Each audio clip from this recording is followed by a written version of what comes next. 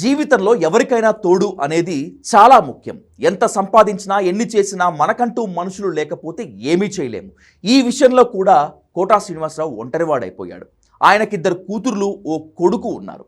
వాళ్ళకు కూడా పిల్లలు పుట్టేసి పెద్దోళ్ళు అయిపోయారు. అయితే ఎంతో హాయిగా ఉన్న కోటా జీవితం ఒకే ఒక్క రోజులో మారిపోయింది. అప్పటి వరకు కుటుంబంతో పాటు సినిమాలు కూడా చేసుకుంటూ ఎంతో హాయిగా ఉన్న కోటా 2010 జూన్లో జరిగిన ఓ సంఘటనతో ఒక్కసారిగా కుదేలైపోయారు.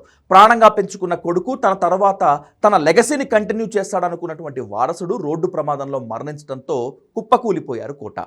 తన కొడుకు ప్రసాద్ మరణించిన తర్వాత ఏ రోజు మళ్ళీ మునుపటిలా కనిపించలేదు కోటా. సినిమాలు చేశారు కానీ అప్పుడు ఉన్నంత ఉత్సాహం ఆయనలో మళ్ళీ కల్పించలేదు.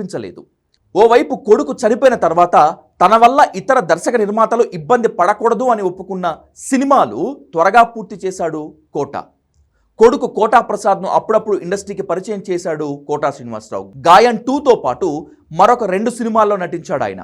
ఖచ్చితంగా తండ్రి పేరు నిలబెడతాడు అనుకుంటున్నటువంటి ఈ సమయంలో ఊహించని రోడ్డు ప్రమాదం ఆయన్ను కబలించింది. కుమారుడి మరణం తర్వాత కుటుంబ భారం మొత్తం శ్రీనివాసరావు మీద పడింది. దీంతో అప్పటి నుంచి ఆయన ఆరోగ్యం మునుపటిలా మాత్రం కనిపించట్లేదు. చాలా వరకు ఎంతో ఆరోగ్యంగా కనిపించే కోటా కొన్నేళ్లుగా పూర్తిగా ఒంటరితనంతో బాధపడుతున్నాడు. కూతుళ్ళు, వాళ్ళ పిల్లలు, కొడుకు పిల్లలు కూడా తోడుగానే ఉన్నా కొడుకు లేడనే బాధ మాత్రం కోటా శ్రీనివాసరావును ప్రతిరోజు బాధ పెట్టింది. ఆయన బాధను దగ్గర నుంచి చూసిన వాళ్ళు ఈ విషయం చెప్తున్నారు. ఒకవేళ ఆ రోజు కొడుకు బతికి ఉంటే ఆయన నిండు 100 ఏళ్లు బతికి ఉండేవాళ్ళు. కొడుకు మరణం కోటా జీవితాన్ని అతలాకుతలం చేసింది. అప్పటి వరకు ఏడాదికి ఎన్నో సినిమాలు నటించినటువంటి కోటా శ్రీనివాసరావు ఆ తర్వాత నటించే సినిమాల సంఖ్యను పూర్తిగా తగ్గించేశారు. ఇంటి పట్టునే ఉంటూ కుటుంబాన్ని చూసుకుంటున్నారు.